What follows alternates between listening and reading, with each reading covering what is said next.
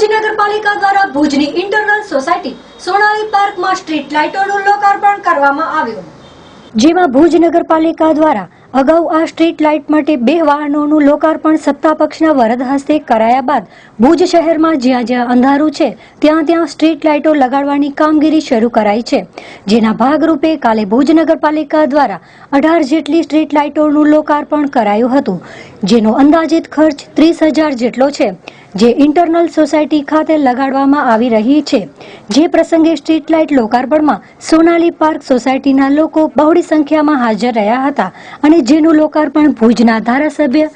Doctor Nimaben આચાર્યના વરદ હસ્તે કરાયું। જે પ્રસંગે ભુજ નગરપાલિકાના અશોકભાઈ હાથી, ભરતભાઈ રાણા, ધીરેનભાઈ ઠક્કર તેમજ અન્ય ભુજ નગરપાલિકાના સદસ્યો તેમજ કર્મચારીગણ અને લોકો ઉપસ્થિત રહ્યા હતા। સોનાલી પાર્ક એક સોસાયટી છે અને જે રીતે ભુજનો વિકાસ થયો છે અહીંયા 18 લાઇટ 30,000ના ખર્ચામાં નાખવામાં આવી છે અને ઇન્ટરનલ સોસાયટીની લાઇટો મૂકવામાં આવી છે। એટલે ઘણા વખત એ લોકોની માગણી હતી અને નગરપાલિકાના ચૂંટાયેલા નવ કાઉન્સિલરોએ મહેનત કરી અને ચેરમેન પણ લાઇટ કમિટીના છે આ વોર્ડના જ